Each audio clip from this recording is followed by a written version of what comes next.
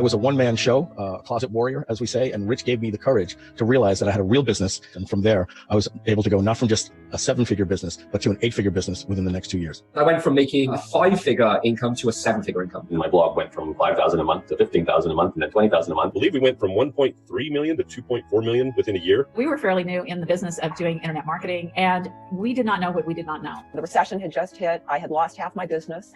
I just wasn't sure what to do at that point. The best way I could explain it would be if you had a dumpster fire and you were just pouring more gas on the dumpster fire. Grabbing everything I could because I wanted to make money. But then at the end of the day, it wasn't serving my business. You individually need to do more. That's what I thought. I thought success was based on how hard you work, how many hours you work. Everybody else was just coming up with the tricks and the hacks. Here was this guy who brought not just practical digital online marketing wisdom, but he brought practical business with him. Everybody I know was like, you need to know Rich. I'm like, Rich who? I don't know Rich. Rich who? This is the guru's guru. This dude teaches all the people that we're all reading from. You got to go to the guru to the gurus. This guy is the guru to the gurus. When you get inside kind of the inner circles, everybody knows who Rich is. Rich was the first person who really explained online marketing in a way that I really could understand and apply. It was like the light came on in a dark room and I saw, there's a whole layer to running a business I'd never thought about. Since the time that I started working with them, I've generated, millions and millions of dollars in revenue. More money started coming in. Then all of a sudden I'm producing products and coaching programs and building an audience that needs what I am good at. And I'm getting $5,000 for my 12-week program. I'm getting $2,000 for my 4-week program. But I want to say this, that it's been about more than just the money. I feel like in many ways he gave me my life back. Besides being a guy who thinks strategically and thinks in terms of solution, Rich is a good guy. And it's really refreshing to have somebody with his caliber of knowledge who you can tell really cares. It was freedom. That's the easiest way I could put it. It was freedom. A sense of freedom, a sense of hope and future, where I could see a path to get to where I wanted to go that I wasn't going to get to on my own. Someone like Rich can really put worth in you that you're not seeing. Confidence. In business, so much of our success depends on our own internal confidence. Having the confidence and knowing the fundamentals and understanding how the business moves. He works with people who are having your same problem. So he's able to show me someone like me. It's not just someone talking about hypotheticals. These are tried tactics that he's done year in, year out.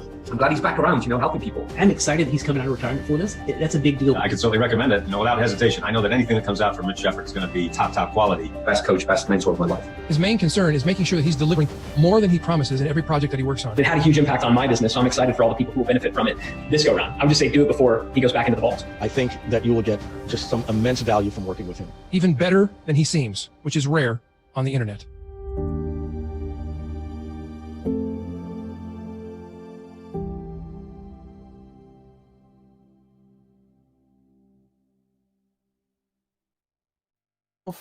Hello, welcome everyone. Just was muted there, my bad. Rough week. It was a great time at GeekOut, and I got lots to share about GeekOut with you guys. It was a really, really great event. All really like pros in the room, and the average member, the average person that was in that room had a $40 million e-commerce business. There were certainly a few that were $1 billion, and really a very different kind of vibe than most events that I've been to. It was in Wynwood in Miami, and just got back like about an hour or two ago. And so it's generally on days like today, I take the day off. On travel days, I don't generally, what would be the word? I guess I am lazy and try and take advantage of any time that I can, use an excuse like travel. So generally, I don't work on the day that I'm traveling back, but I missed Thursday with you guys, and I figured it was good to kind of jump back in the saddle. So as always, guys, I do these live streams on Tuesday and Thursday. Tuesdays from 2 to 4, Thursdays from 6 to 8. And I started doing these during the quarantine, and we've just had great success with really just making time twice a week to present to you guys stuff that I'm learning, stuff that I'm coming across, as well as answer any questions that you have and help you really remove whatever obstacles are in your business. So that's what we're doing here. And please, please, please make sure to say hello and let me know where you're watching from. It's always fun to see how many people from all around the world are watching, and I will make sure to put you up on screen. In addition to that, yeah, please comment, ask questions if you have them. Emote if you feel like emoting. If you're watching on YouTube, thumbs up and subscribe. If you're watching on Facebook, make sure to join our free Facebook group called Strategic Profits, where we give away some of the products that we charge for or have charged for in the past. And if you feel worthwhile to share to your network or your friends, please definitely share the video. And if you do, put hashtag shared in the comments section so I can thank you personally. You will be my hero for today. And yeah, so that's it. I'm really hoping that you guys have lots of questions. That'll make my life a hell of a lot easier today. And really interesting, just total aside, but just really interesting, the market for Airbnbs in Miami. It certainly seemed as if anyone who had any space could be renting it, and it just was kind of crazy. In fact, my friends whose event Geek Out is, Nick Shackelford and James Von Elswick, they had rented a really nice Airbnb, and the apartment building where they were renting it from the owner wasn't allowed to be renting it. So, you know, they really should have something that allows Airbnb to check that stuff so that you don't end up flying across country and then have a problem getting into your room. So anyway, yeah, so let's make this as much of a dialogue and less of a monologue. The less I'm speaking today, or the less that I'm coming up with content today, the better. Just to let you know, though, what I covered, I was the final presentation of the whole event. I went over primarily my learning strategy, because that's what people asked me to cover. So I went over, you know, the process of how I went from reading 400 words a minute to 2,000 words a minute, how I review my notes, how I create audios out of my notes, et cetera, et cetera, et cetera. And then also the nootropics I take, and the difference between smart drugs and nootropics, and et cetera. So that's what I covered. And then I gave everyone the hidden obstacle report, which is available to you for free in the Strategic Profits Facebook group. And that report is the only mindset, like self-development kind of report I ever wrote. And tremendous amount of positive feedback came from that. You know, it's kind of interesting, because when I give it away now to like a room full of heavy hitters, I'm a little embarrassed, because the first like 8 or 9 pages are very self-aggrandizing. I learned very early on in the game of being a guru, or helping gurus, or positioning yourself, personal brand, etc., that part of that business, part of being that, comes along with a need to self-aggrandize from time to time. And so I certainly was self-aggrandizing in the beginning of that report. So I'm always a little bit conflicted on whether or not to be giving it out or not. Made a new friend, and that is probably, for me personally, finding a new friend, finding someone that I think I could be hanging with, often is more valuable to me than any tip or strategy, because, you know, those come and go, money comes and go, but friendships can last a lifetime. And, you know, there are just certain people that I think each and every one of us vibe with. And I got to meet this guy, Julian Reyes. And Julian, if you're watching, I don't know why you would, but if you are watching, I would assume you've got more important things to do right now since you just got back. But if you are watching, hey. And I want to introduce you to John Lee Dumas, because he's also in Puerto Rico.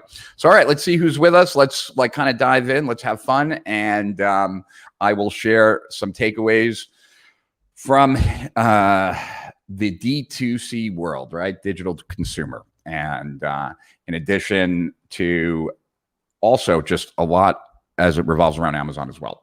So, hey, Francisco, good to see you. Time to brighten those eyes. Yeah, you know, it is time. Okay, let me know where you're watching from. Let's see this. Hugo's in the house. Hey, Hugo. Really excited about today's Facebook Lives. Can't wait to hear what you're about to share. Francisco's in Portugal. Very cool. And Lisa is in Miami Beach. And Alexandru is in Romania. Hey, Alexandru, good to meet you. Don't know if I've ever had someone tune in from Romania, so excited about that. Hello, Deb from Orlando, and Al from Harlingen, Texas. And I'm grateful to see Rich live offering his valuable time and insights and knowledge and wisdom with us. Well, thank you, Alexandru. I hope you have a question. I'd love to answer it. Yo, bro, I don't know who this is, yo, bro, but if you go to StreamYard.com/Facebook, then I will know. Hey, Rich, Jose here from Manhattan. How is Manhattan? My daughters are back in Manhattan right now, or at least 2 of them are, and I hope it's safe. Hi from Toronto, in the land where the barbers are still closed, no haircuts since November. Wow, that's a long time. That's a really long time. Yeah, Canada's still on lockdown. It's kind of crazy. Amit, thank you for showing up today. Thank you for being here to watch. It would be kind of boring and lonely if I was here talking to myself. Veronica in her hat in Boston. Good to see you. Asher, good to see you, my friend. It's been a while. It has. We sincerely appreciate you. Well, I appreciate that too. 3 a.m. in Singapore. Holy crap. Sharing in my group, live event marketers. Troy, you are my hero. Thank you. And Brian in Houston. Good to see you, my friend. And Duran in Switzerland, Lucerne. And Ozma in Egypt. Good to see you, Ozma. Nice to see you again. And David White in London. Good to see you, David. Let's get through these. So what camera today? Today's camera is the same Canon, but maybe I need to sit up closer so that it's more in focus. Don't know, but same camera. But obviously, not obviously, I brought this camera with me down to Miami and then ended up not using it. So it was a whole lot of movement for nothing, I guess. Hey, Rich, tuning in from Huntington Beach, California. Well, nice to see you, Peter. And Kurt Siemens in Iowa. Good to see you. And Mogens in Denmark. Good to see you, Mogen. Asma's giving us the thumbs up. Rich, who is Kenneth Yu from Holy Grail Copywriting? Is he any good? You recommended him. And last, it wouldn't be the same just learning from copywriting. It wouldn't be the same just learning from copywriting legends like Dan Kennedy, John Carlton, etc. Well, what I would say is that my belief is that one, you can learn from anybody, right? Anyone that's talented and competent, and certainly Kenneth is. For those that don't know who Kenneth is, Kenneth was really the chief copywriter for Mindvalley. So he was at least contributed to some of Mindvalley's success with Vishen. And so he certainly has written some really powerful promos. He also gave a great interview a couple months ago, where the whole idea was you want to take people from miserable island to fantasy island, and you do that with a UFO, a unique fantasy object. And yeah, so those came from Kenneth. Kenneth, different people have different styles. And I would say it also is very dependent on where you are and what you're trying to achieve. So I would say, and everyone, this is completely subjective, what I'm about to say, right? So I'm not stating this as fact. I'm stating this as my opinion. I think that the most comprehensive copy course that I ever went through was Clayton Makepeace desktop copyright, the 2 big manuals. I think that though that is overkill for anyone that that is not planning on being a copywriter. There's just too much, right?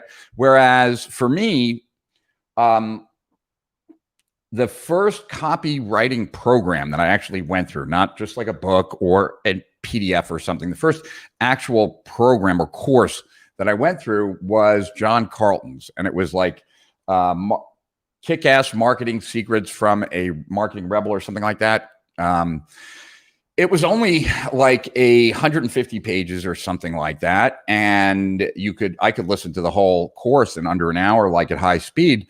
And for what I needed to do at that time, that was more than enough. And I think too much information would have kind of made my mind kind of fry a little bit. And at Agora, what I would also say is that we would hire copywriters, and, we hired lots of copywriters. We trained lots of copywriters, but there will always be a few who were more like committed to learning and going through the next course than actually sitting down and writing.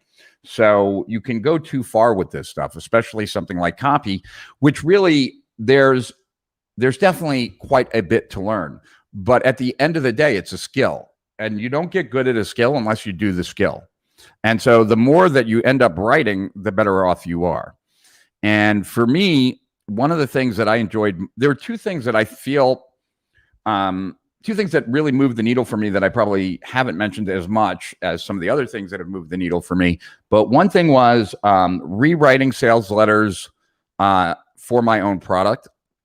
So I would take like a John Carlton sales letter for some like unique fighting method that got smuggled out of Belarus, that they're only teaching SWAT members, whatever, right? And I would take that and turn that into an entrepreneur sales letter, trying to change the least amount of words possible, but still make it a damn good sales letter. And what that did for me was, one, force me into the copy, really like into the copy, right? Like where I'm studying every sentence and then working with it. So trying to maintain the beat, the tone, but make it entrepreneurial. And I would say that did a tremendous amount for me. And then I would say the other thing that that I could tell as I was doing it, what it was impacting me and making me better, was writing my scripts for webinars. And the reason why writing a script for a webinar that I actually am going to read word for word is that you're then forced to really write the way you talk, because you wouldn't feel comfortable, reading something that makes it sound like something other than it's coming from you and that you're talking. And so that practice of writing a sentence and then me saying it out loud and then saying like, would I say that? How would I say that? How could I say that better? Right. Those two things really made a huge difference. And something I shared at the GeekOut was the strategy of playing high-speed audio of my favorite sales letters. And for those that don't remember that, let me just play that so you guys can get a sense of that for a second. Play my favorite one of my favorite ones from Dan Kennedy. And I think it might be in my regular music, though. Let's see. Is it audio copy in here? Don't think so. Audio copy. Yeah, it's in my music. I'm actually, I think I mentioned to you guys that I'm speaking in like 2 weeks, I think, like in early June with June 7th is when I am speaking in Cleveland with Dan Kennedy. And so that should be fun. And here's audio copy. And let's see. Actually, let's see. Here's here's the sales letter for the John Carlton copywriting, I think, for the course that I was talking about. Let's see. Yep. All right. Let's see. Will this play? For his copywriting course. This is just one inside a world-class copywriter's mind. It's like backing up a huge truck and raiding this notorious genius's brain for every secret technique, concept, and sliver of expertise. If you're successful as an advertising, you can't really hear that one as well. Let me do a different one, because I did do the Dan Kennedy one pretty well. If I can find it.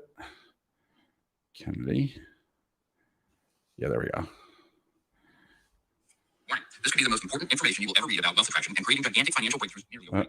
Discover the little known and never talked about success philosophies, beliefs, thinking, and personal behaviors that allow millionaire and multimillionaire entrepreneurs to attract maximum money and create maximum wealth in record time. If you could change just a few things you think, change a few things about the way you do business, just a few, and suddenly experience a lifting of stress, struggle, anxiety, frustration. Anyway, that's one of my favorite sales letters by Dan. Let's keep it going. All right. So, hey, Rich, tuning in from Huntington Beach, California. Very cool. And I think we already covered that one. Yes. Okay, here we are. Hi, Rich. I do live broadcast myself and was wondering how you manage the chat from multiple sources and putting it up on the screen, watching from Sheffield in the UK.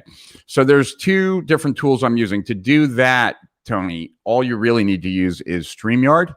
StreamYard lets you broadcast to all the different channels. So like right now, we're broadcasting to 3 different places on Facebook, on LinkedIn, on YouTube, and on Periscope.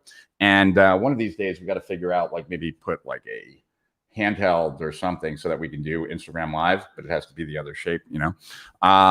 So we're not doing that yet, but StreamYard will let you broadcast to all of them, and also see all the comments and respond to the comments as well. So StreamYard's really cool for that. What I use to use the camera that I'm using, which is a really old Canon camera, is ecomm Live. So ecomm, the challenge with ecomm, I really like ecomm as well, but you can only broadcast to one channel, and then you have to sign up with Restream for them to stream it to other places. And I would prefer to just deal with one thing, not have to do that, but maybe some other time.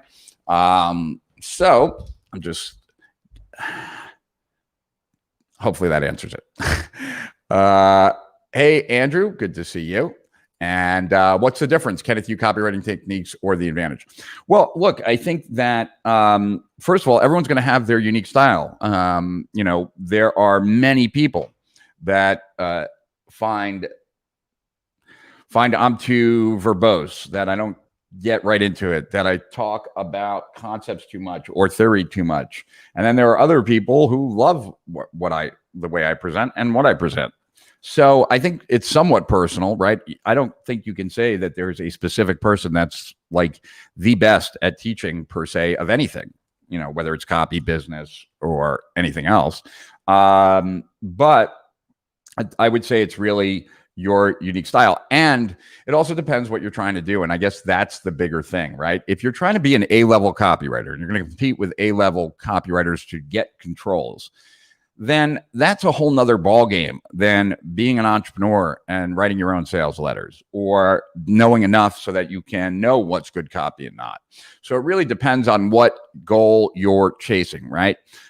If you want to be an A-level copywriter, which means that you're writing generally financial or health promos for the most part, then, and you're going to be working for a major publisher, you're going to work your way up for the most part. That's the way it's done.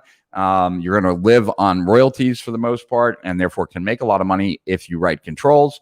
Then you would want to take courses from people who have done that role. And that would be more of the Clayton Makepieces, right? That would be the Gary Bensavengas, those kind of people. But if that's not what you're trying to do, then that is overkill and doesn't necessarily mean that you're going to be a better copywriter in the entrepreneurial space. Thank you for sharing the live stream, Jose. Appreciate you. True that. How to use Google AdSense. Anyone should follow to learn from. Well, what do you want to do with Google AdSense? Are you talking about on your site? Are you talking about like the YouTube partner program? Not sure, Asma, what you're thinking there. Generally, though, yeah, it really depends. Like, are you planning on building sites just for the AdSense revenue? Let me know, Asma. John, hey, Rich, glad you're home safe. Thanks, man.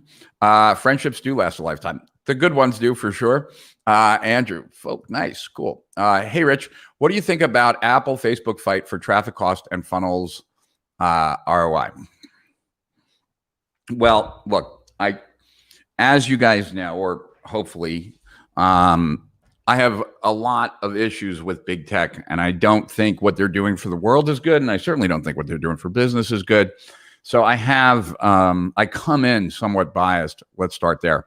I would say that, and I think that all of these big companies really need to be clamped down on by the government for monopolistic practices, antitrust, etc. So I think that I don't believe that corporations are fighting for our privacy. Let's be clear about that. I think I could be wrong, but I think that Apple has the chance to put the screws to Facebook, and they will. And that it seems to me like Apple and Google are ganging up on Facebook to hurt Facebook a little bit, remove some of their momentum. And, you know, I wouldn't be too surprised, although I know there are people who disagree with me. I wouldn't be too surprised if within 2, 3, or 4 years that Apple releases their own advertising network. And if you look at Apple users, they generally tend to make more. And they generally tend to be more loyal to the company. So, I mean, you know, there's no question if you're an Apple user like me, then there's no question that Apple has a ridiculous amount of information on you, right? I store my stuff in the cloud. So they have everything that's in the cloud. They have all my photos. They know where I am. They have, you know, find my device, right? Whether I'm on my iPad, my iPhone, my Apple Watch, my laptop. You know, Apple is accumulating a tremendous amount of data on pretty much anyone that uses their stuff.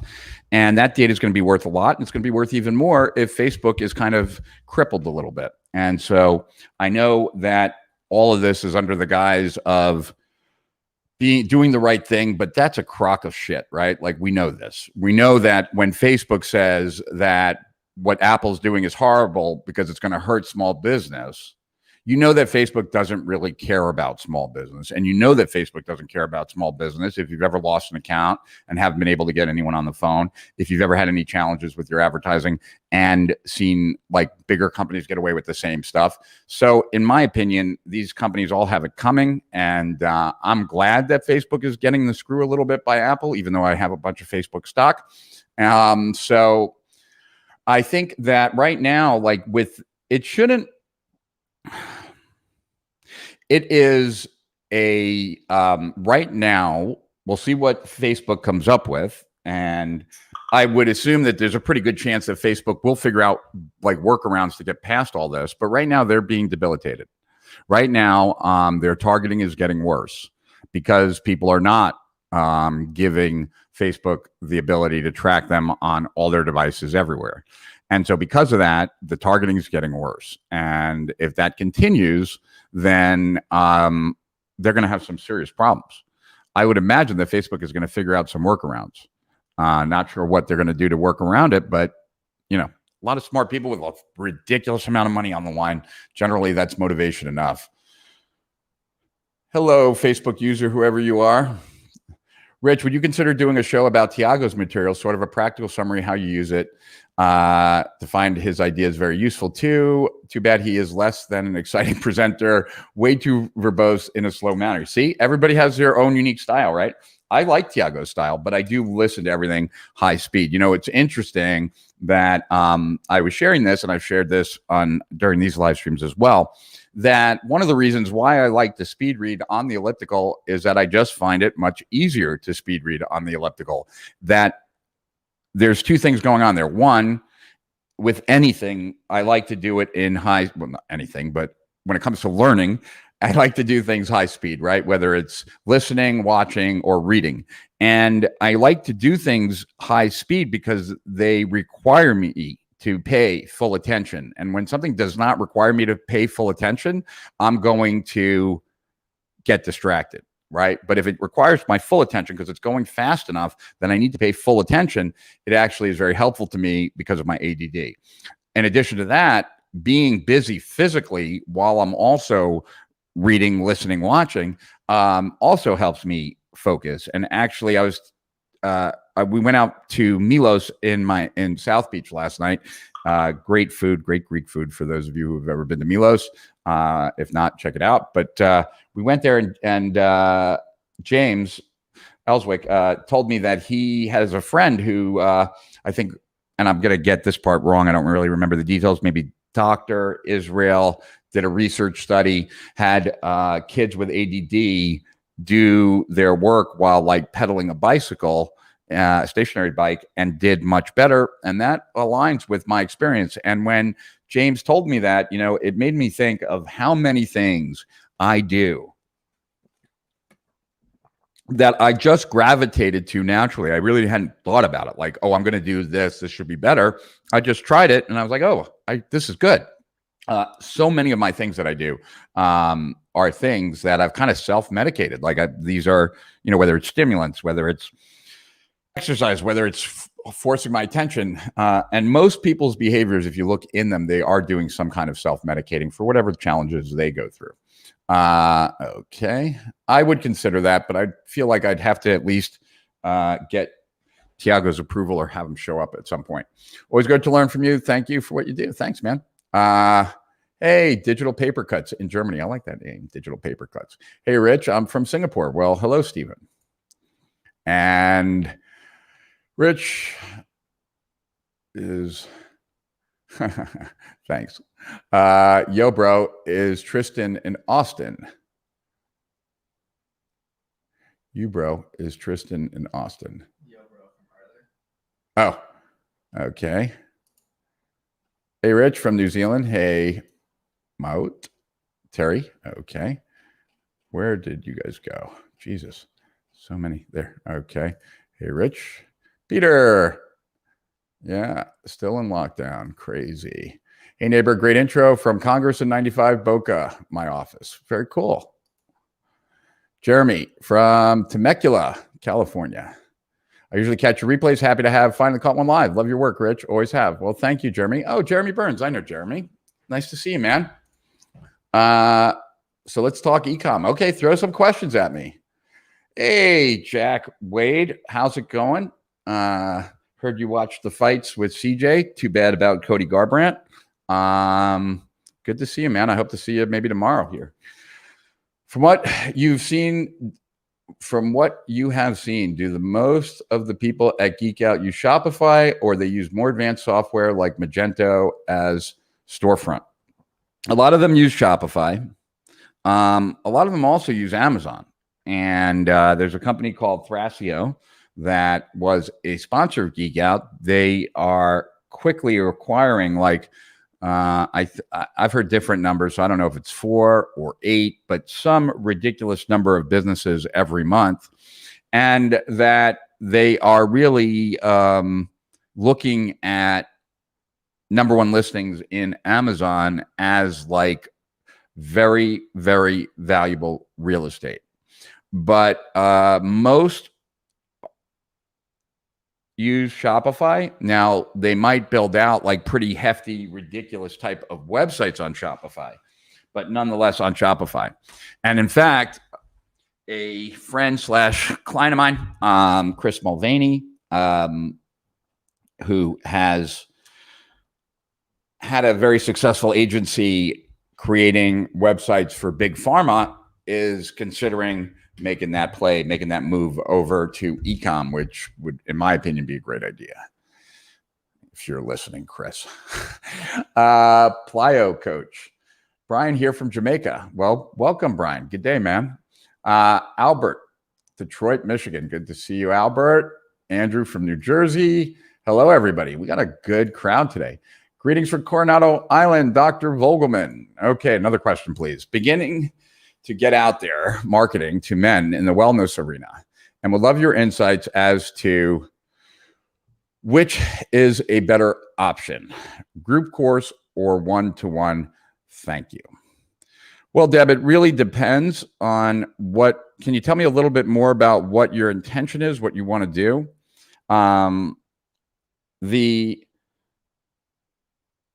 The ideal scenario, I would say, well, without knowing more, I don't want to say. So tell me a little bit more, Deb, and I promise you I'll give you an answer. So either group or one-on-one in the area of men or in the wellness area.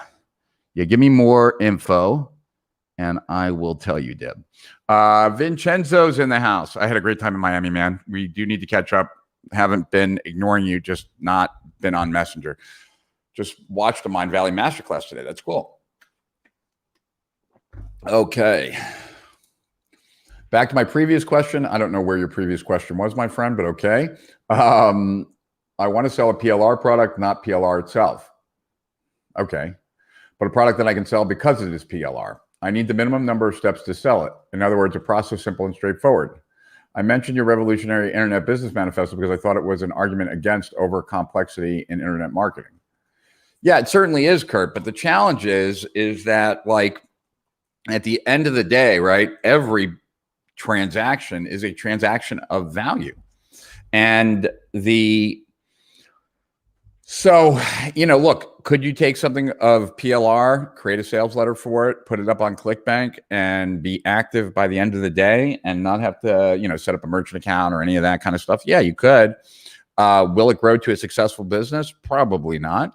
I don't know why it would, right? Like, are you going to write amazingly great copy? Like, do you have that kind of experience? Is it going to be a book that when people read, they're going to be blown away and tell all their friends to buy?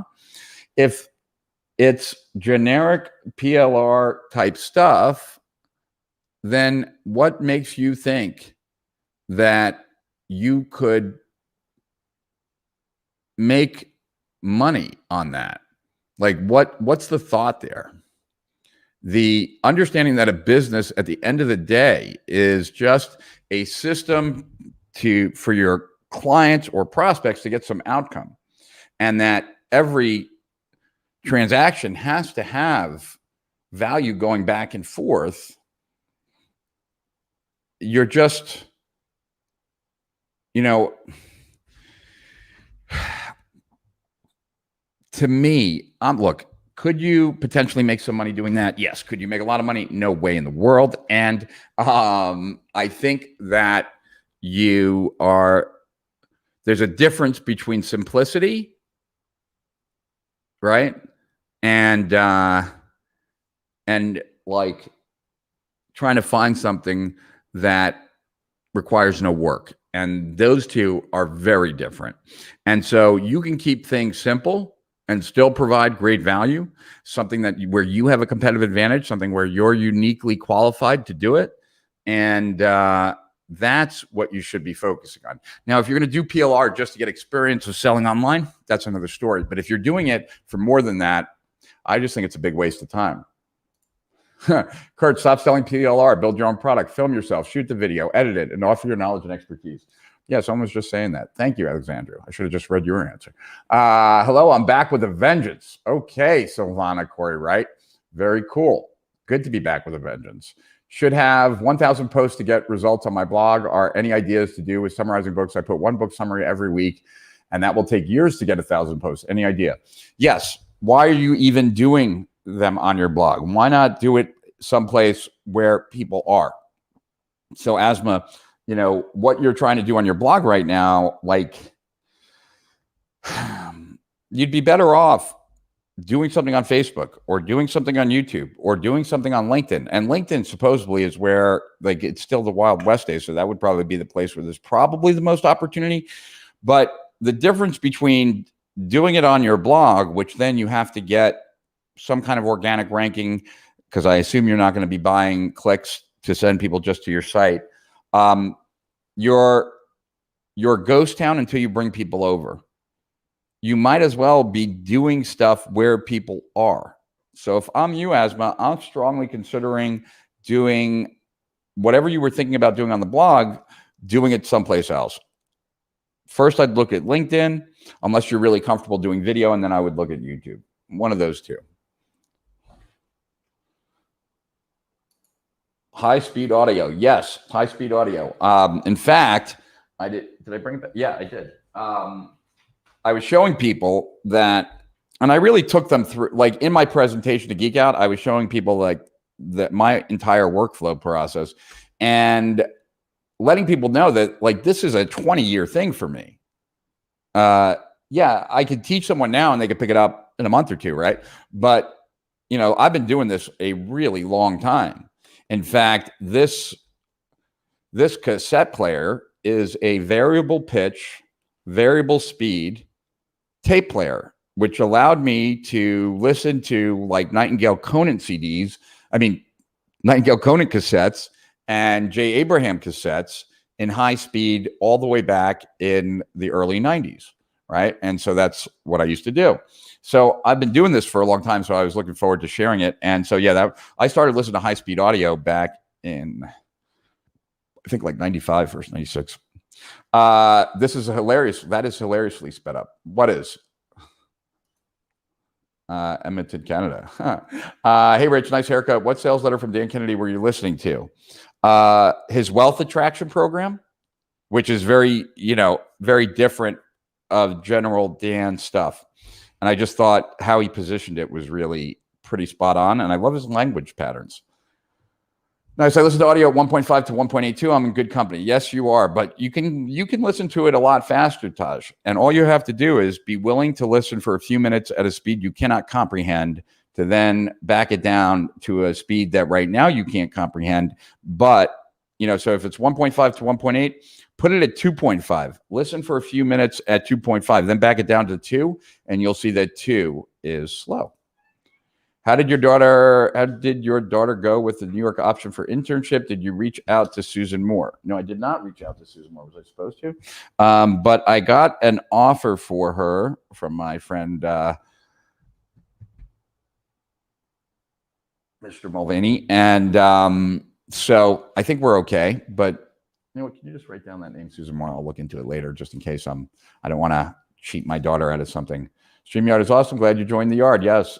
Mike Filsain pushed me to do it. Vimeo is now on NASDAQ for you investors out there. Interesting to know. Streamlined with StreamYard. Yeah. Website. Yeah, I don't think you should do it on your own website. Greetings from Milan. Greetings, Gianni. Might be in Kiev and then Barcelona in August, or at least we're talking about it. I have blogged and want to rank on Google. I just don't know that that's the fastest way, Ozma, to get traffic. Hi, Rich. I just tuned in. Did you already talk about GeekOut, what it was, etc.? No, not that much, but I want you guys to ask me questions so that I'm not like just pulling randomly about GeekOut, and then I'll share some specific stuff. Forget about algorithms. Go SEO. They can't beat organic.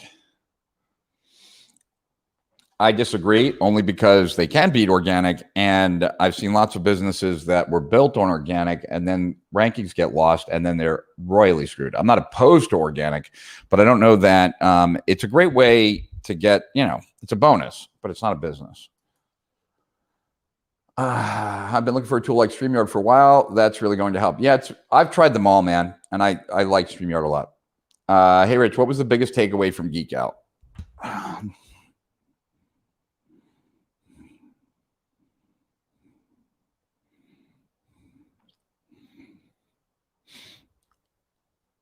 I would say that the biggest takeaway from GeekOut is that some of this I've already knew, I guess.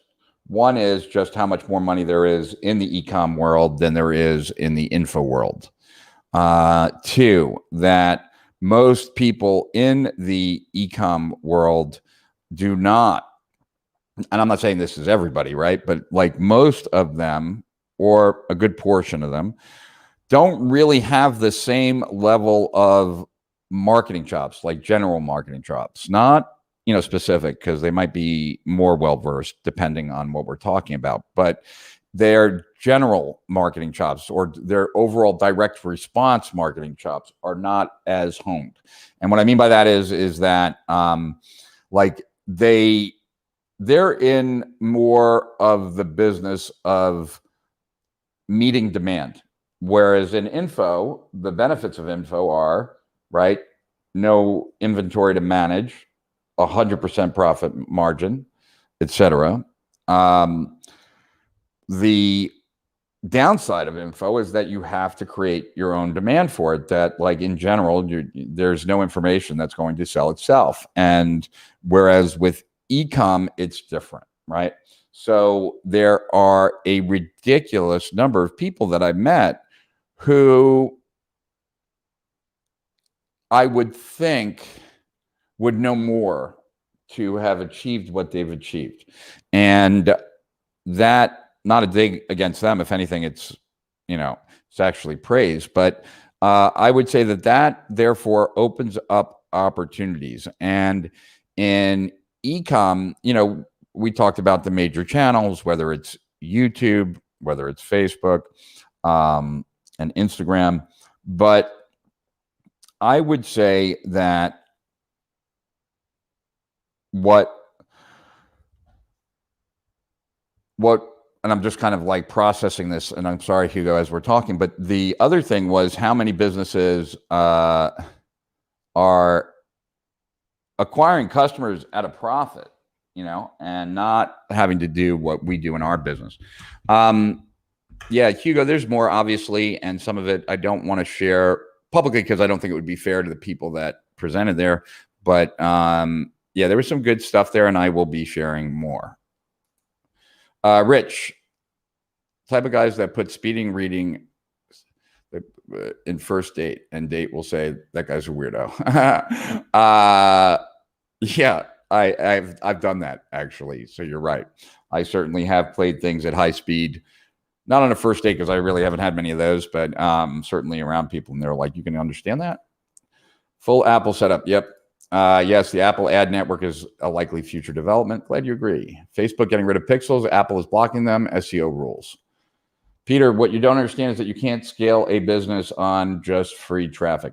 With all my data, I am the apple of their eye. I teach dance and wanted to create a course to sell online as the world opens up. I still think that there is interest in learning online. Of course there is, man. I mean, that's what I do for a living, right? What do you think may be the best way of finding clients online?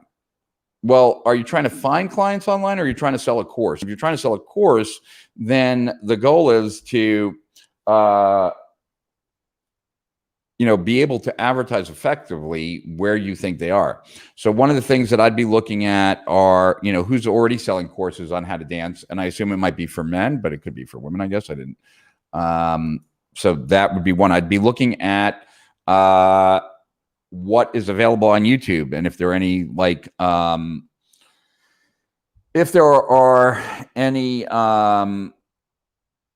books that are highly reviewed, I would check that out. I would also look at YouTube and see who are the people that have the biggest channels, most audience, that teach people how to dance, not just do dance. And I'd start to create a map of like what is available online, and that would be the starting point. Because until you understand the playground that you're going to be playing in, there's just too many variables to consider. You got to kind of boil it down.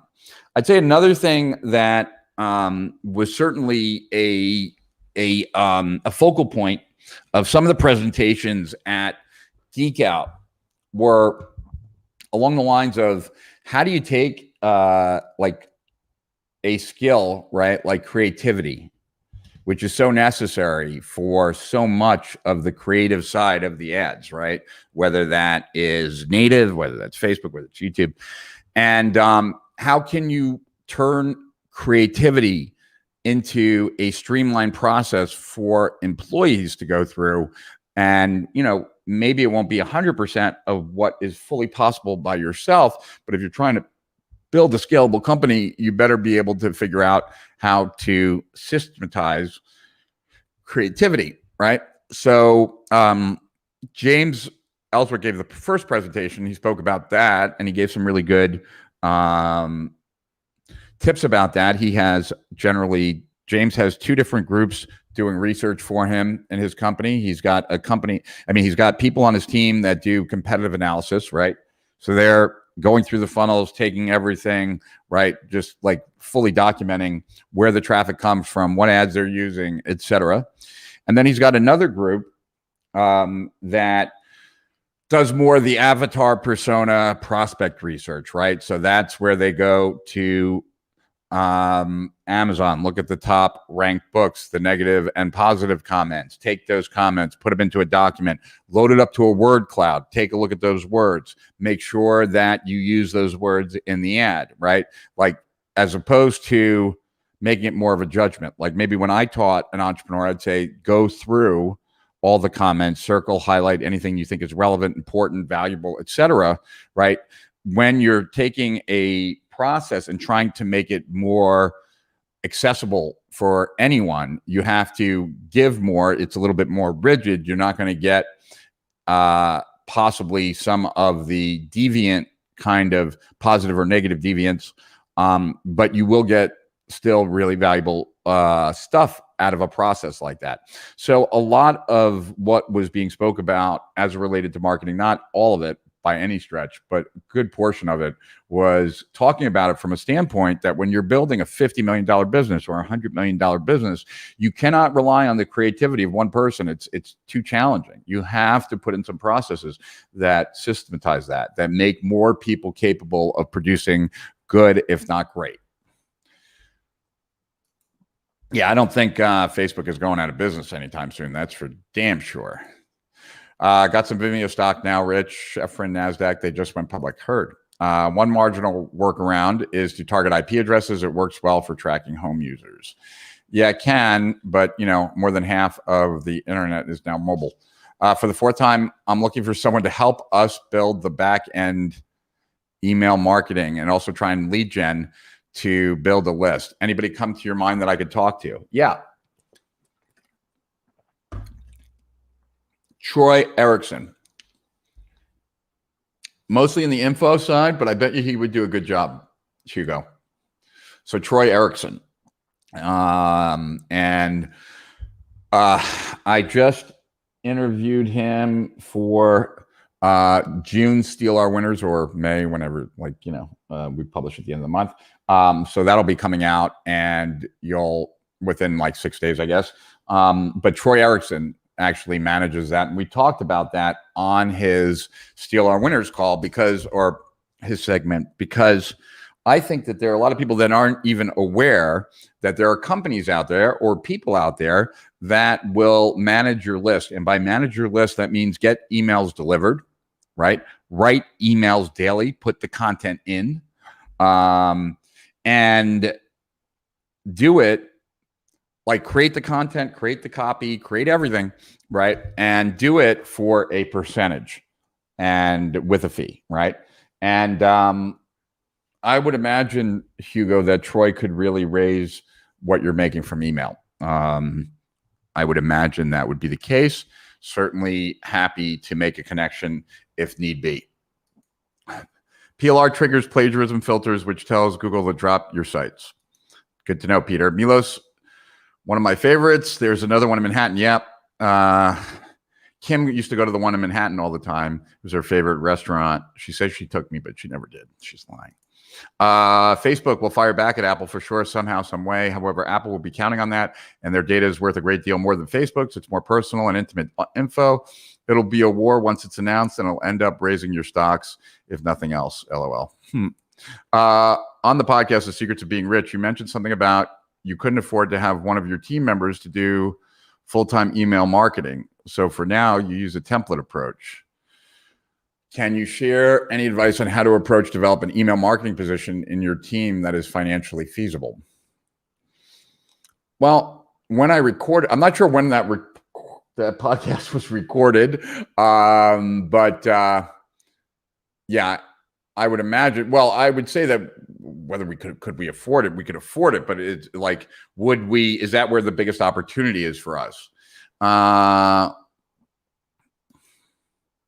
I would say that, I think that question, Hugo, is more along the lines of what I was saying about Troy Erickson, because like what I think is the ideal is to, if you can, right? If it's not a personality driven business, and even if it is, if you get the right people, they can even manage that.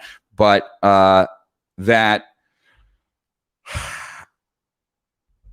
if email is as important as it represents financially, then it warrants someone full-time really on top of it and not as an afterthought, right?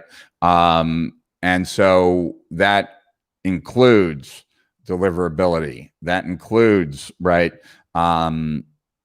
managing email service reputation scores, et cetera, et cetera, et cetera. So for that reason, I think it's best to go to a managed service first, then potentially start bringing people in full-time in-house.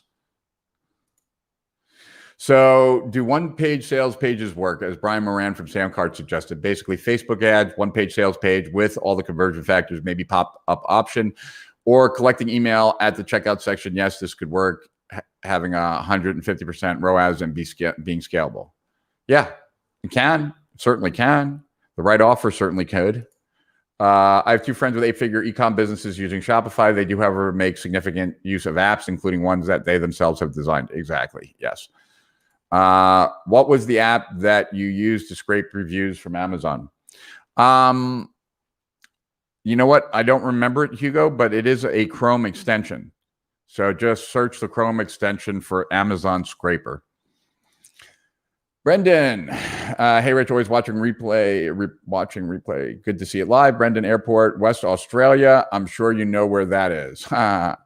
No, I don't, but I know where Australia is. Been there many times. From those that are making more than 8 figures, do most of them have continuity?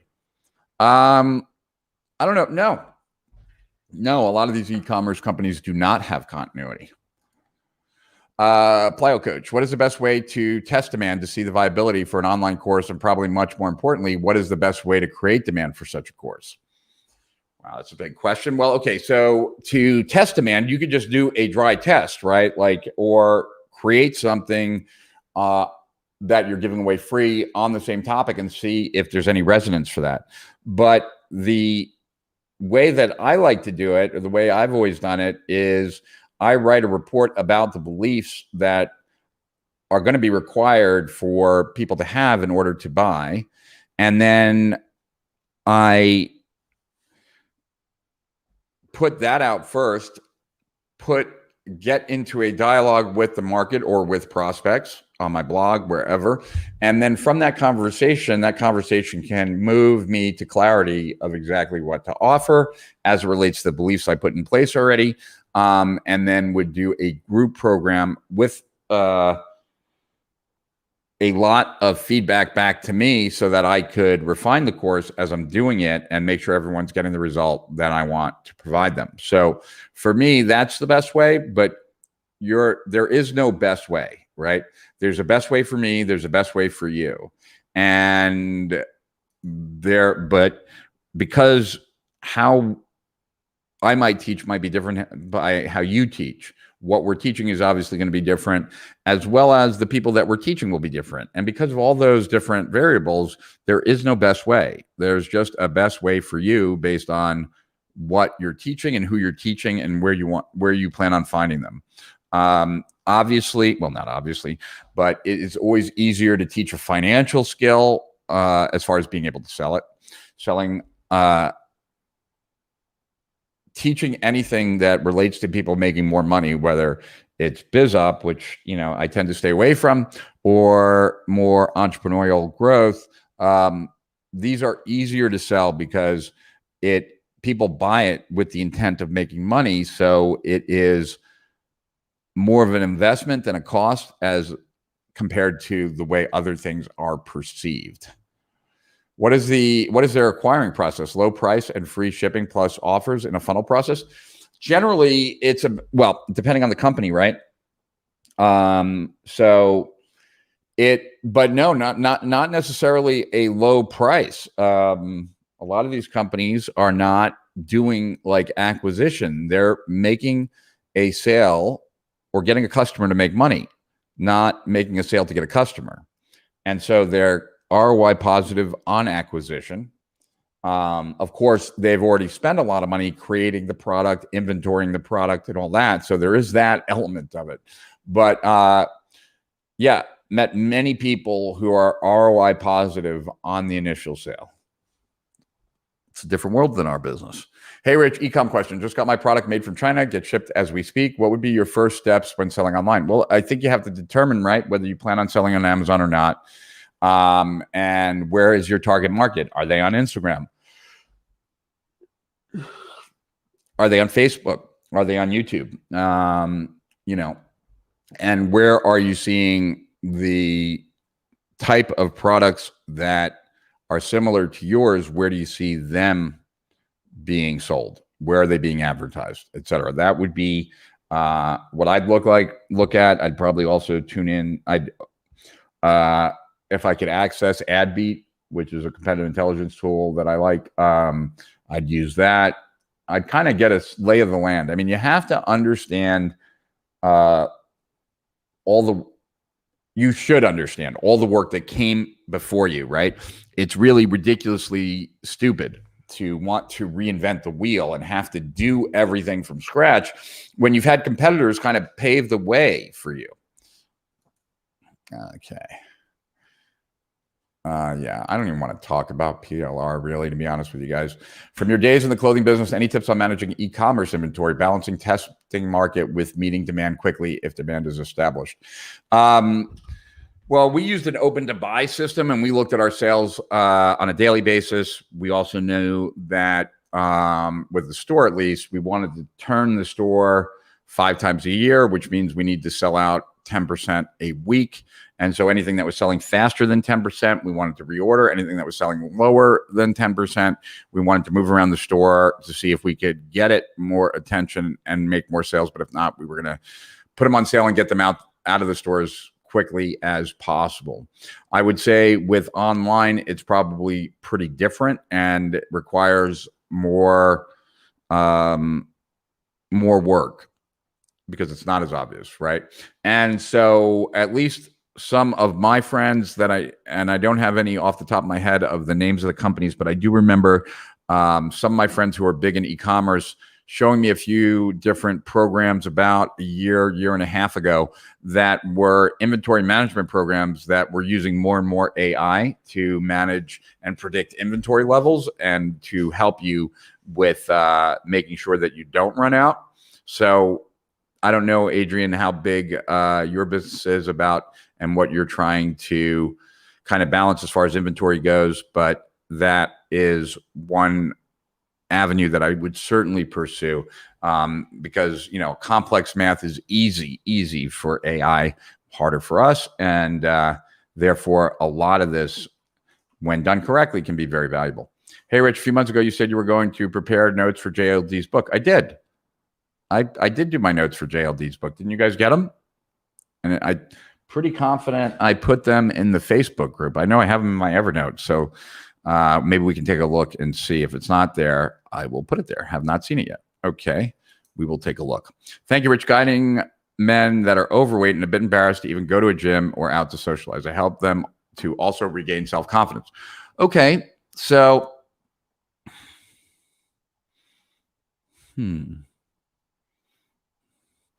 Deb, I would say in the beginning, it's probably better one-on-one. I think you got to move to group, but I would say that if it's men who are a bit embarrassed, then putting them into a group up front might just be a hurdle that you don't need to have. And when I sort of kind of give everyone here a lesson as it relates to this question, but in general, right? When I'm testing something or doing something, I try to eliminate any excuse that I might potentially use after the fact if it doesn't work. So like if I'm you, Deb, and I'm thinking about this and I'm thinking, okay, I could do personal or I could do group. If I do group and it fails, am I going to say to myself that maybe if I would have tried personal, it would have resonated more? And when I say fail, I mean it, like people weren't excited enough to join, right? If that's a yes, like, yeah, if after I try and sell group, if I couldn't sell group, I might think that then maybe I could sell it like one-on-one at first, and I might get a better response. Then I'm going to just start with that because my goal is to get feedback as quickly as possible. And if I can reduce everything down to, if this doesn't work, like whatever this is, then nothing will work. I'm much more keen to do that because there's more opportunity in the world for us than there is hours in the day. And I want to eliminate options as quickly as possible. I am not attached to them, nor am I trying to figure out like ways to psych myself out to kind of prove to myself that something that's mediocre is better, so I do it. Not interested, right? So my goal is always to get the information back as quickly as possible. And in order to do that, I'm going to make the best offer right out of the gate to see if it, to see if it resonates. If it doesn't resonate, then I know I have no place else to go. And I'd much rather know that right up front than have to waste a lot of time. We have a Shopify store that's an extension of my wife's Mexican food blog. Currently, we have aprons, placemats, masks, and ceramics made in Mexico. We would risk alienating the loyal fan base by also including drop shipping. Would we risk alienating the loyal fan base by also including drop shipping kitchen gadgets? I don't think so, Chris. I don't think so at all. I think, you got to be selective in what you pick, and it's got to fit the theme and the motif of the store. But I wouldn't think so at all. I think you could get away with that. Hey, Rich, nice haircut. What is the sales letter from Dan Kennedy you were listening to? I thought I did that one already. It is the at-home wealth attraction seminar. Nick Shack, where to Nick Shackleton see the biggest leverage in Facebook ads for the future? I think that the creative will play a big role.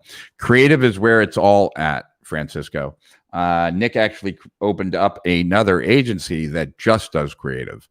Creative is more and more the lever as the algorithms get better and better. Although, for those of you who are in Steal Our Winners, we have in the next issue a great interview on how to really dramatically lower your cost per sale in YouTube. Rich, love your content and strategy, especially your Maven Matrix. Who is the most interesting person that you met at Geek Out and why? Who's the most interesting? Interesting is a very strange word, right? Like, I mean, from that standpoint, I met this guy. I met the creative director of Nick's. I met the creative director of Nick's agency, and his name was Joe. I forget what his. Let's see. His name was Joe. I don't see it here, but I really liked him. He seemed like a cool dude.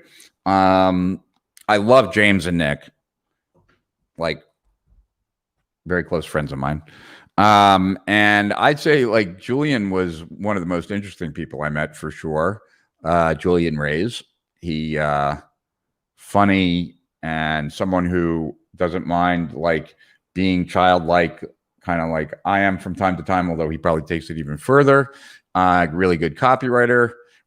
I told him he reminds me of a friend that we have in common named David. And yeah, bunch of interesting people. I didn't meet as many as I would have liked. I mean, like got into deep conversations because I really spent probably a little bit too much time stressing about my presentation. I remember that I was your StreamYard influencer. I have that screenshot. Yes, you were, Dr. Vogelman. Were there some ecomm companies that are really heavy on copy? There certainly was copy, right? And there were several conversations about copywriting. So yes, but not to the level that we do in info, right? Of course. Rich, looking at all your success you have achieved, what is your biggest challenge now? My biggest challenge now is really, I would say, I really am still very conflicted with Steal Our Winners. That's my biggest challenge right now. And what I mean by that is that I know how good the product is, right? And I don't think right now that we present it in a way that is parallel to how good it is. And so the experience of delivery tarnishes the greatness of the product, in my opinion. And so my desire is to figure out, if I knew how it needed to be, I would already have done it. We have a bunch of people working on it right now. I really want people, it's kind of like we went to this place, Milos, last night. And thank you, Nick and James, for taking us there. And very expensive meal. And the presentation is, superb, because it needs to be if you're going to charge that kind of money. They wouldn't serve that food like it was made in a diner. And the food taste would be as good, but it might not actually register as tasting as good if it looked like that. And I feel like that's what we're doing. Like we have these amazing, amazing strategies and tactics, and they're being packaged the way things are packaged. And I think that so takes away from what they are, but I need to figure out a way to deliver it in like where each strategy or tactic is coming like on a platter that you feel honored to receive. And I don't know what that looks like yet. But it definitely sucks from my perspective to be working on something, to feel it is as good as I feel it is, and to not have the answer on how to present this in a way that is worthy of the work and what it could do for a business, if that makes sense. It's like putting a really bad cover on an amazing book. If you want to chat about how copy can improve your sales, hit me up at Jeffrey Rock Paper Shoot LLC. Who is that too, Jeffrey? Hey, Rich, can't wait to hear those media buy tips and what you learned from those Geek Out marketing mastermind. Okay, so that's a vote for media buying. Okay, we certainly could talk about that. Hey, everyone, sorry I am late. Hope I didn't miss anything. You never missed anything. And you can't be late to a live stream. You just show up. What were the margins of profit on the 8-figure companies? We didn't really get into that as much. Good question. I think, some people keep that close to the vest, but significantly profitable. I wish I don't want to share people's numbers. I think that would be, you can talk in generalities though. Thank you. Please help me also. Okay, Shabir. Awesome. 20%. No, I mean, these people are marketing them up huge. I don't know what their I don't know what their net profit was, but their margins are significant. I mean, but these are people like they're producing it, right? And so, yeah, no, much more than 20%, Francisco. Hey, Rich, I started a content website and getting about 12,000 visitors organically. I want to launch an ecomm product. What's the best strategy to convert these visitors? Sam, the best strategy to convert these visitors is to figure out why they're coming to your site in the first place. And based on that, building out a persona of who they are and then what else they'd be interested in. And then once you have some kind of idea about that, then potentially surveying or dry testing the people that are coming to the site to see if you're right. But 12,000 visitors a month from organic traffic is great. You should be proud. The more you can interact with those people, the better. The longer you can keep them on your site, the better. If appropriate, and I'm not sure it would be, but you can always have an exit pop that asks people like why they came to the site, what they were looking for, and did they find it. And I would tell you, Sam, that if you've got 12,000 people hitting your site a month, you have all the you have the knowledge or access to the knowledge of what you need to be able to take your business to the next level, which is basically you got 12,000 people a month coming. What are those people coming for? Where are they coming from? What can be sold to those people? Because that's where I would start. You want the layup first. Hey, Rich, what are the natural evolutions for an info business to become a physical e-commerce business? I would say that the natural evolution would be potentially to the safest way to go about it would be to create stuff at first if you felt, and this is just off the top of my head, so I reserve the right to take this back. But I would say that the easiest way to evolve would be to first come up with physical e-commerce type products that you feel you could sell to your list of from your info business. So this way you have less risk, right? And if you could cash in, so to speak, or break even by selling whatever the things are to your current customer base that might be buying information from you, then you have money to play with, right? To then test out different ways of selling direct, just, to non-customers. And so that's kind of like, let's say we were going to do a journal, right? Everyone else has done a journal, even though they probably haven't kept a journal as long as I have. But nonetheless, like, let's say we were going to market, like, the strategic profits or the Rich Sheffrin journal, that. And before we market that outside, we'd want to market it inside, because we know that we could get enough pre-orders to drive the price down. That would then make it easier for us to not lose money on the whole thing, right? So just something like that. And but I used to do that in the info business too. Like when I had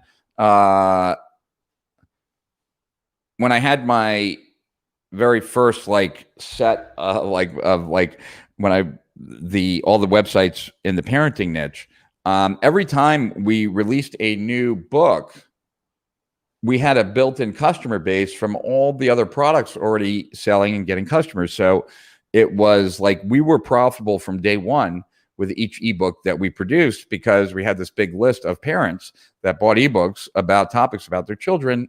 And so it was a really easy way to kind of not have the expense or the losses that lots of people might risk having, because we had the audience already. So I would figure out how to leverage your audience. Rich, you mean you should make a channel on YouTube about summarizing books better than the blog, or make it besides a blog? And is Lincoln have possibility to gain from it? Made page on Facebook, but have 23 members there. Well, Asma, like those 23 members, how many people have you gotten to your website? And if it's less than the 23, then that's still an improvement.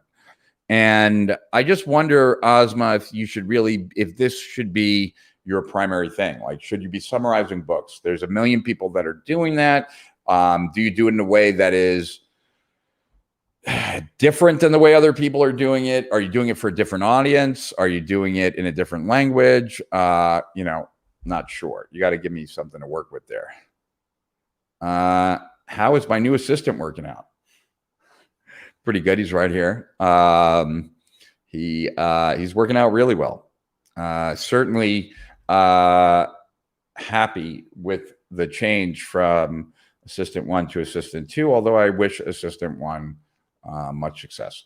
I've seen more info biz sales pages that are looking more like ecomm sales pages and landing pages, meaning shorter copy, more graphical, different from the 40+ page Agora or supplement type sales pages. I think that reader sensibility may be shifting the sales page formats. Your thoughts? I agree, Leon. People read less. It's just the truth these days. And certainly it seems that I've seen the same thing, so I agree with you. And also the way things can be spaced out, like the infinity pages that can go on forever, but yet cut to the chase in a quicker way, certainly is effective. But VSLs are still very effective, and they actually are also useful in some physical products as well. So, excuse me, there is that. But I would say as an overall trend, Leon, I would say you're right. All right. Rich, any monthly mastermind to join to for marketing and copywriting to learn from? There's a lot of really good masterminds out there. So it really just depends. I mean, if you live out on the West Coast, there's Flight Club. If you live out on the East Coast or traveling around the world, there's the Tim Bird Maxwell Finn Mastermind, which is a mastermind. I'll be at their events this year. GeekOut is great, but if they don't feel like you can contribute to the room, they might turn you away. They certainly turn people away. Yeah, it's all about who you like to learn from at the end of the day and who you want to surround yourself with. There's plenty, though. I was just talking to Stefan Georgi. Him and Justin Goff have a great copy accelerator mastermind. Rich, how do you get exposed to the high-speed listening? How long did it take for you to get used to it? What is your comprehension level of memory? Amit, I don't remember how it first I was first exposed to it. It might have been Brian Tracy, because he talked about it, and he talked about getting a variable pitch. I don't know if I already had it by that time or not. It doesn't take very long at all. You can listen to high speed very fast. It's not the same as reading. Reading takes a lot longer, but video watching and listening, you can do it within a few minutes, and you just keep bumping up the speed.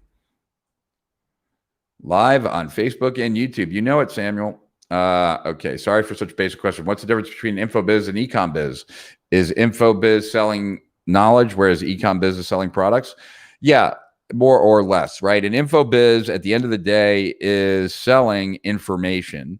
And e-commerce business, at the end of the day, is selling some physical product. Now, obviously, info can come packaged in a physical product.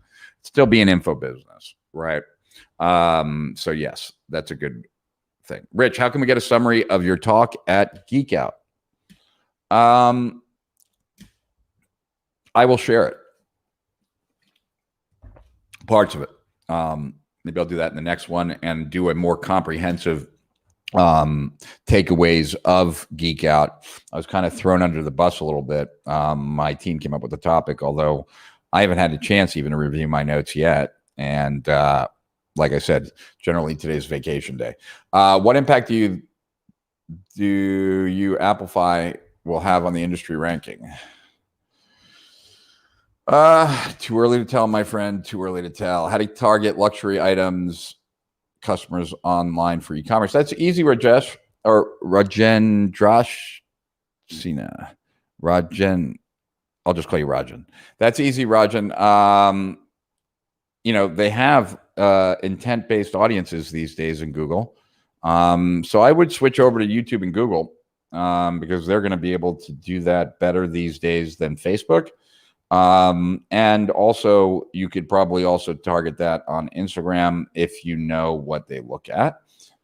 Marlon, thanks, Rich. Okay, we'll start to look out there. It's teaching Latin dance, which could work for women or men, although a majority of pre-pandemic students were women. Whether it would be Facebook or YouTube, whichever you think may be better, would you be doing a trial class to give people a sense of the class before they purchase? Also, any ideas for a lead magnet?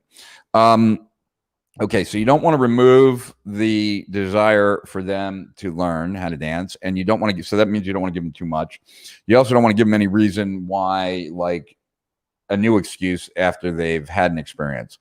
So if there's anything that you have taught people that is really easy to learn, that when people learn it, they're blown away at how easy it was to learn and how big of a difference it makes, I would teach something like that.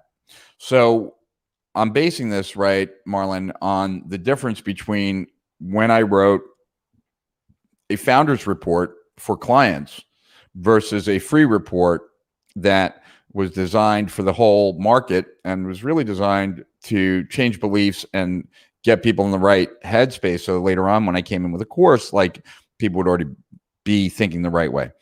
So in my founders reports, like I don't really care how easy it is to read. I don't care how quickly you get through it. I care about helping you get the outcome. And so there are going to be exercises in it. I'm going to ask you to do things in it, etc. What is that? It's weird. I have like this. I don't know. I'm going to ask you to do that. Whereas in a free report, I'm trying to write a greased slide. I'm trying to make it as easy as possible to finish once you start. Just glide through. And to expose you to some epiphanies, but to do it in a way takes very little effort on your part. So I'm trying to give you a few ahas that require no effort, that make you, when you're reading, lean in, feel like I'm describing your situation and I have some easy fixes for you. That would be the best type of stuff, Marlon. Since I am so uncoordinated, I cannot dance. I can't even point to anything that I know that would be like, I'm your target market. So that's something to think about. But so I wouldn't necessarily give people a whole trial class unless you felt like by the time they would finish that trial class, they'd be blown away and pre-sold. If not, you might just show like a couple techniques or something that anybody can learn relatively easy that you've had great success with. Is SamCart enough, or do you need a funnel like ClickFunnels or Groove? Depends on what you're doing, Amit, and what you're selling, I would say. But generally, it's people do more than just use SamCart. Email is very important. It's supposed to be about 30% of your total revenue. I've heard 20% to 30%. So yeah, that's right, Hugo. I would have that talk with Troy. For my ecom experience, you need to develop an audience, nurture them, and then sell them stuff. It's just like farming. Plant those seeds for a big crop. Ecom is more sporadic, though, Chris. It's not the same as just info, right? Which I would agree with everything you just said for info. You're welcome, Deb. Carlton sent an email saying next Kennedy event will be his last public event except his mastermind. Oh, very cool. Well, that's the event that I'm speaking at. So I'm going to see Carlton there, and I should get in touch with him And yeah, that's like 2 weeks away, I guess. Crap. What's the best sales strategy for selling out non-moving inventory? Flash sales, buy one, get one half off or free. Drop small non-movers into orders as bonus for a bit of surprise and delight. Well, I think you could do you could try all of those things, right? Certainly first would be to put them on sale, right? Possibly a flash sale to see if that works. If that doesn't work, then just marking them down, sending out an email to the list that you're clearing these out. If that doesn't work, then you could do a buy one, get one half off, or buy one, get one free, right? You could have buy one, get the next one half off, buy two, get the third one free. You know, anything that moves quantity, because you want that stuff gone, right? What is the name of the cigar lounge in Delray? Smoke Inn is the name of the cigar lounge. Plus, there's another one called Puros, but where we go is private, so it's got no name. What have you learned in Geek Out that you will try in the info biz? Well, one thing, which was just totally a passing thing, I want CJ here to start taking pictures of me for Instagram. Totally not a big deal, but I am a big fan of Nick Shackelford's Instagram account. And so I was asking him about that. I would say that I'm probably leaning more and more to eventually doing a nootropic line. So I will be doing e-commerce at some point. And I would say that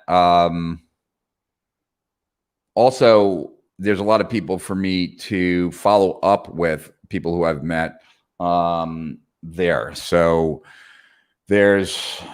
Well, I don't know if I'm supposed to talk about certain things yet, but a couple interesting business things were sent my way. And I would love to share them with you, and I'd be excited to share them with you, and I think you'd be excited for me, but those things will have to wait, and they might turn out to be nothing, so I don't even want to build them up.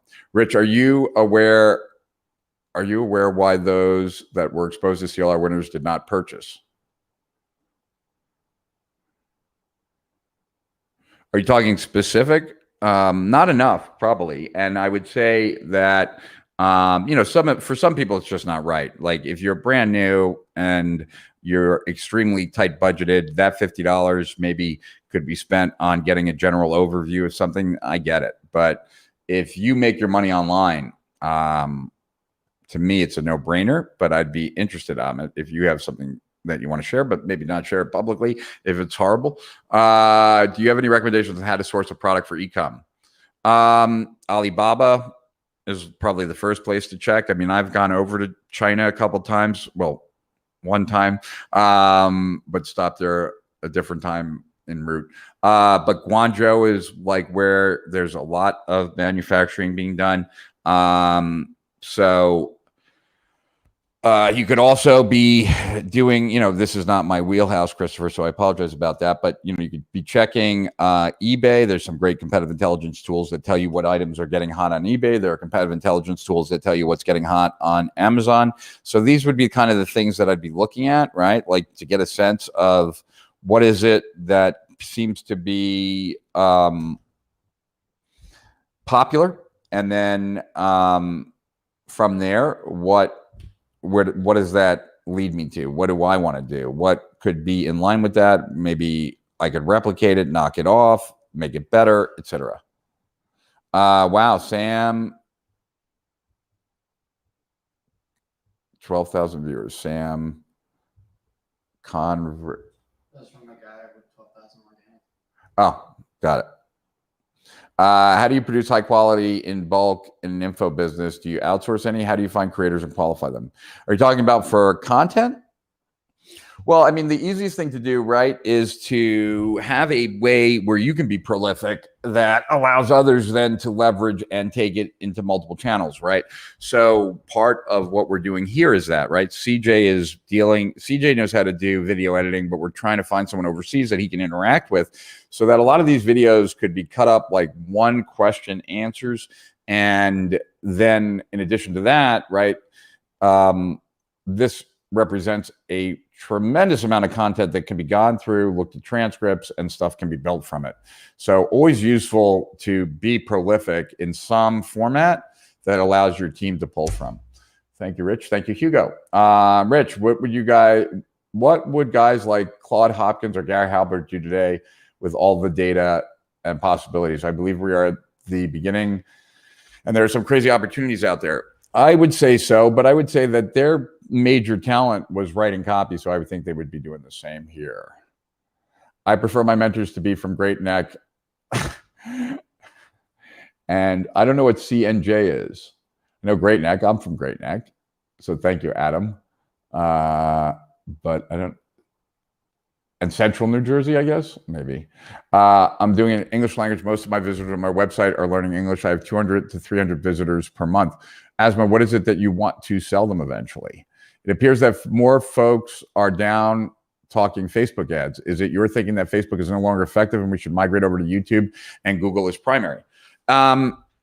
I would say that like for the last year and a half or 2 years, you can do better, you can get customers cheaper, and you can scale more effectively on YouTube.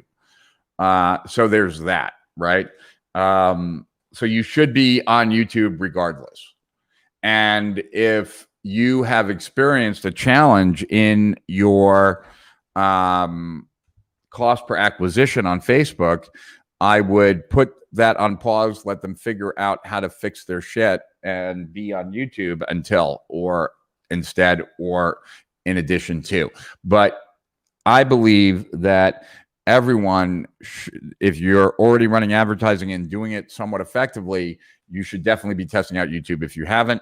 And we have a in this month's in the month coming out very shortly in Steal Our Winners, we have a great segment with a gentleman by the name of Simon who has a YouTube agency in the UK, and he walks you through how to cut your acquisition cost by about half on YouTube. So definitely want to check that out when that comes out in the next couple of days. It should I make it Arabic in my native language besides English? Yes, you should definitely do that. Asman, you'd probably have an advantage there. Andrew Folk, call me. Okay. What are your thoughts on pay what you want?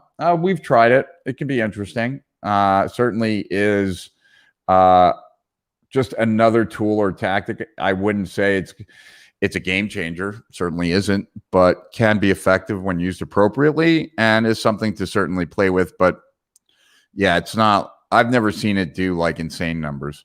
Thanks, Rich. It's time to make room in the warehouse. Yeah, I hear you. Pics of you going live will make for a great behind the scenes stuff. Yeah. Hey, April from Southern Cal. As which blogger, platform, website, or guru coach to follow you suggest for Facebook ads, latest knowledge free updates?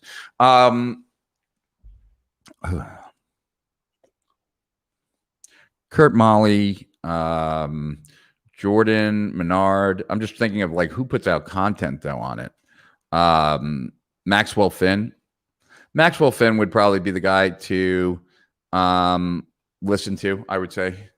And he puts out a lot of free info. I found that visiting the Canton Fair was one of the best ways to understand product trends and to make deals. That's a great idea. Any county fair are great places to potentially source or get e-commerce ideas. Totally good idea. Really smart, Dr. Rogelman. Very smart.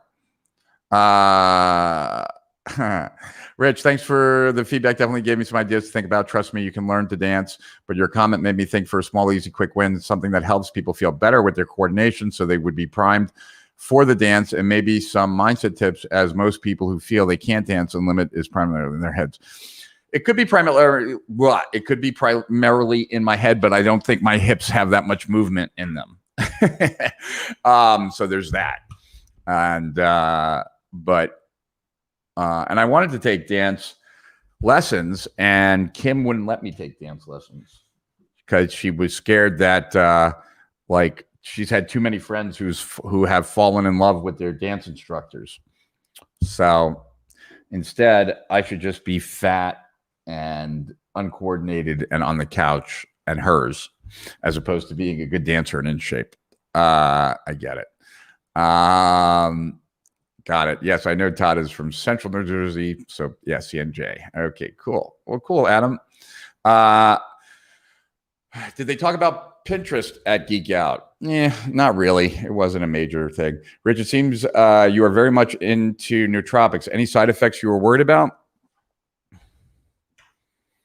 No, but I mean, the way I look at things also is probably different than most. I'd rather live a shorter life and have be at 100% the whole time than live a much longer life and be diminished. So there's that, right? Which I can totally see if other people feel totally different about it. Get it, right? So there's that. In addition, everything I do, I run by my doctor. And my doctor has told me certain things like, don't do that. That's not a good thing for you. But yeah, so I've never really had any crazy bad side effects of anything that I've done. When I go to the doctor and I get my blood test done, I'm told that I have the blood of like a 20-year-old. When I've done a CT scan of my entire body, they told me whatever I'm doing, I should just keep doing it because I have zero plaque on my artery walls. So I think a lot of that is genetics. I don't think that much of it is actually how I live my life, but who knows? And I'm 50 and I have zero problems, right? I have zero chronic injuries, no back problem, no shoulder problem, no leg problem, no nothing, right? No indigestion, no heartburn, there is zero wrong with me. I have nothing to complain about. So maybe I share that because I think so far I've been good, but also maybe I'm thinking I'm a little bit more invulnerable than I actually am. But I haven't taken a COVID test. I haven't taken a test for the antibodies. I've been around people who've had COVID, but never got it. And I don't get sick very often. It's very, very rare for me to get sick, even when everyone around me is sick. So I guess I would be if I had any reason to be, but I haven't had any reason to be. And I feel fantastic, especially for someone who's 50. I feel no difference really between me at 50 and me at 30. The only difference is that I can't do the back-to-back kind of all-nighters like I used to do. Can't do that anymore. But that makes sense. So I'm okay with that. All right, let's see. In an attempt to answer a prior question, SOW, in my opinion, most people want the recipe and follow what others do. To me, SOW is such a 10K level view of the market as a whole. It's about being a student in the industry, not just following one person. I purchased the Groove SOW, love it, just my 2 cents. Thanks, Peter. It's really the way I look at it is that one strategy, one tactic at the right time can be a total transformation of your financial destiny. It was for me with the manifesto. It was for me with automated webinars. It certainly was for Agora with the VSL. And so if you're going to do business online, what is it worth to you to be plugged into knowing the one source where the best tactics are going to come before they go anywhere else, before they're in any course, before they're in any, they're going to be here. In fact, when I talk to other people that own masterminds now, I'm a source of where to potentially who to bring because I'm talking to more people than anybody else does on a more consistent basis. So it's just, I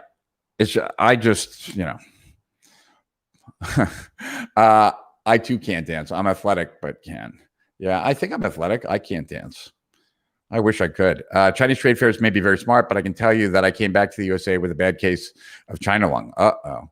As a real estate broker, my niche is downsizing, seniors, moving into smaller digs or retirement homes. Cool. Should I niche down to the wealthiest so I could work with them on additional retirement real estate investments and or entertainment venues such as travel?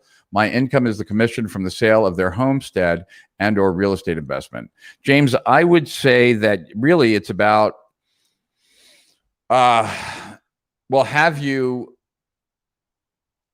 is a good portion of your current clientele wealthy? If so, has it been easier to sell those people? Has it not been? If not, then, what would make it easier? And if you have a good portion of them, what are they interested in other than that? Have you ever asked them? How else could you be helpful to them? What else do they have problems with? What else are they struggling with, right?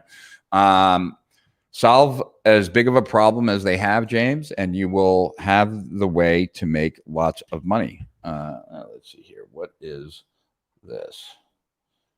All right. What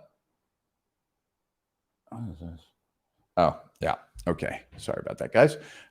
Can you spell the name of the Facebook coach you told for latest content? Maxwell Finn, Finn. No, dancing is, I love, yeah, dancing is one of, like, if nobody's around, I'll dance poorly, very poorly, but I enjoy it. It's fun. Thank you, Rich, as always. You rock. Thanks. Marlon, your wife is funny. Dance class for couples. I look, but can't find the notes from JLD book. Can you just then make a note that, like, just put it on the board? I will do that then, probably before the end of the day. Take a couple classes for the win. Yeah, I will. I apologize if I overlooked it. Don't apologize. Thanks for looking. Will M&A be the new trend in the guru niche? I see a lot of people talking about this approach.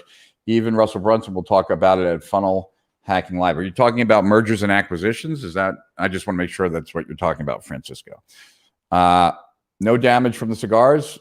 Nope. No damage from the cigars. You know, I don't smoke every day. The last time I smoked a cigar was probably like a week ago. Yeah, I just don't smoke that much. Rich, can you post a list on Facebook of the nootropics you use and recommend? I'd rather go over them in a live stream, Jeremy. And the reason why is that pretty much most of the things I take they're gray label, right? So they're not illegal, but they're not legal. They're legal to have, but they're illegal to be sold, to digest, and stuff like that. And so, and I take some experimental ones as well. And yeah, I wouldn't want anyone to just like jump on that list and then start taking it and have something happen to them. I'd feel kind of responsible for that. And I am someone who and I don't say this like as a good thing because it's actually a pain in the ass. I have an extremely high tolerance to everything. If I want to get drunk, I have to drink a lot. If I want to get stoned, I have to smoke a lot. Like there's just a very strong tendency to stay in equilibrium or homeostasis for me. So what is a normal dose for me, I think would be a little bit much for most. And so that's another reason, but I would be glad to, I will do another one on nootropics at some point. Maybe I'll bring in my buddy Ryan Ballo as well. Or maybe I'll get another friend of mine. Matt Gallant has been doing a lot more. He lives in Panama. I've seen him with his, like some promo I've seen him recently have, regarding nootropics as well, but definitely can do something in that thing. And I certainly went over a lot of them, during Geek Out. And that was one of the things that people, liked. In fact, I actually got a text from a friend of mine who must have received a text where I was going over all the different racetams, right? And I got a text from a friend of mine who was not there. So someone sent him a text that of my slide, and he's like, "You are really going over drugs at Geek Out? You're my hero." So obviously these are nootropic drugs, not from that kind of stuff. I would understand. I would love to listen in on that live stream if you ever do it. I'm very open to gray label and experimental options. Well, I'll tell you the places that I order from today, and then I think we'll wrap this. We're going to wrap 10 minutes early just because I think I got to the bottom, and then I will actually be more prepared to speak about Geek Out on what's today, Tuesday? Yeah, so on Thursday. The places that I like to get my stuff, and I trust these places. Nootropics Depot, right? So NOOTROPICS Depot DEPOT.com. Science.bio. Science.bio. And then for peptides, Peptide Sciences, Peptide. I'll tell you that the next time. So those two, Nootropics Depot and Science.bio. And I'll tell you the place for peptides the next time.